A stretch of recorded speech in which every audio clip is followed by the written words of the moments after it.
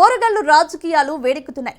ఆ నియోజకవర్గానికి ఉప ఎన్నిక రానుందనే ప్రచారంతో పార్టీలన్నీ అస్త్రశస్త్రాలను సిద్ధం చేసుకుంటున్నాయట. ముఖ్యంగా ఆ నియోజకవర్గంలోని ఇద్దరు నేతలు బైపోల్కు సై అంటే సై అంటున్నారట.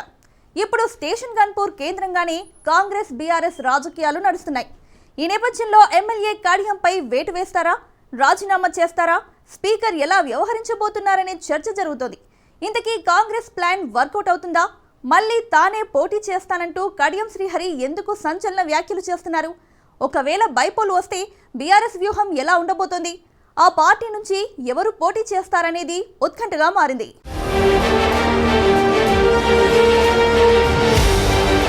తెలంగాణ రాష్ట్రంలో రాజకీయ పరిణామాలు వేగంగా మారుతున్నాయి. పార్టీ ఫిరాయింపుల ఆరోపణలు ఎదుర్కొంటున్న 10 మంది ఎమ్మెల్యేలపై దాఖలైన అనర్హత పిటిషన్లపై స్పీకర్ కార్యాలయం ఆచితూచి అడుగులేస్తోంది. సుప్రీంకోర్టు 4 వారాల్లోగా నిర్ణయం తీసుకోవాలని స్పీకర్ ప్రసాద్ కుమార్ ను ఆదేశించడంతో ఎమ్మెల్యేల విచారణను వేగవంతం చేసింది. దీంతో ఓరుగల్లులో పార్టీ ఫిరాయింపుల అంశం ఇప్పుడు రోజుకో తీరుగా హాట్ టాపిక్ గా మారుతోంది. పార్టీ ఫిరాయించిన ఎమ్మెల్యేలపై సుప్రీంకోర్టు సీరియస్ గా ఉన్న నేపథ్యంలో ఇప్పటికే 10 మంది ఎమ్మెల్యేలలో 8 మంది ఎమ్మెల్యేలు స్పీకర్కు వివరణ ఇచ్చారు.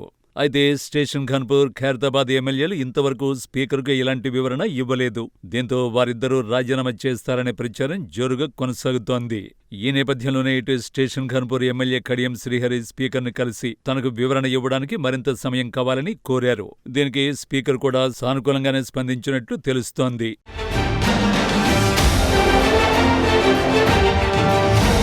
అయితే తన రాజీనామా పట్ల ప్రతిపక్షాలు అతి ఉత్సాహంగా ఉన్నాయని కడియం శ్రీహరి చెప్పుకొచ్చారు. స్పీకర్ నిర్ణయాన్ని బట్టి తన నిర్ణయం ఉంటుందంటూ ఆయన చెప్తున్నారు. ఒకవేళ ఉప ఎన్నికలు వస్తే స్టేషన్ ఘన్పూర్ నియోజకవర్గం నుంచి పోటీ చేసేది తానే అని, గెలుపు కూడా తనదే అని స్పష్టం చేశారు కడియం శ్రీహరి.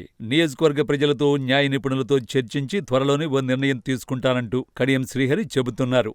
దీంతో కడియం శ్రీహరి రాజీనామా చేసే అవకాశాలు బలంగా ఉన్నాయని ప్రచారం జోరుగా సాగుతోంది.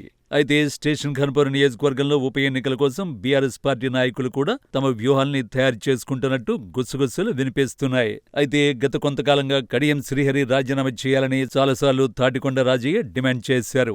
ఉప ఎన్నికలు వస్తే బీఆర్ఎస్ పార్టీ తరఫున తనకు టికెట్ ఇస్తే ఖచ్చితంగా పోటీ చేసి అధిక మెజారిటీతో గెలుపొందుతానని ధీమా వ్యక్తం చేస్తున్నారు. ఇది బీఆర్ఎస్ కాంగ్రెస్ కు మధ్య పోటీ అని, బీఆర్ఎస్ పార్టీ ఖచ్చితంగా స్టేషన్ ఘన్పూర్లో గెలుస్తుందని అంటున్నారు. పార్టీ గెలుపులో తనది ముఖ్యమైన పాత్ర ఉంటుందని రాజయ్య తెలిపారు. అయితే తాటికొండ రాజయ్యపై పలు ఆరోపణలు వస్తున్న నేపథ్యంలో బైపోల్ కోసం పలు ప్రత్యామ్నాయాలను బీఆర్ఎస్ పార్టీ పరిశీలిస్తున్నట్టు సమాచారం.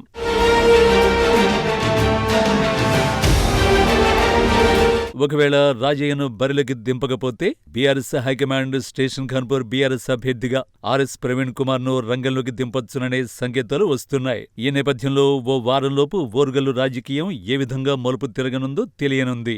ఎమ్మెల్యే కడియం శ్రీహరి రాజీనామా చేసి ఉప ఎన్నికలకు వెళ్తారా, లేక ఎలాంటి నిర్ణయం తీసుకుంటారు? స్పీకర్ నిర్ణయానికి కడియం శ్రీహరి ఏ విధంగా స్పందిస్తారు? లేక స్పీకర్ నిర్ణయానికి ముందే రాజీనామా చేసి ఉప ఎన్నికలకు వెళ్తారా? ఒకవేళ ఉప ఎన్నికలు వస్తే బీఆర్ఎస్ పార్టీ నుండి ఎవరు పోటీ చేయనున్నారనే అంశాలపై ఉత్కంఠ నెలకొంది.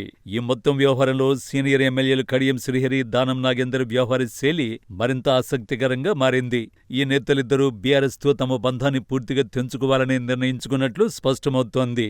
ఉప ఎన్నికలకు వెళ్లడానికి కూడా వారు మానసికంగా సిద్ధంగా ఉన్నారని వారి సన్నిహిత వర్గాలు చెబుతున్నాయి. జూబ్లీహిల్స్ ఫలితం తర్వాత తమ నిర్ణయం సరైనదేనని ఈ అసమ్మతి నేతలు బలంగా నమ్ముతున్నట్టు సమాచారం.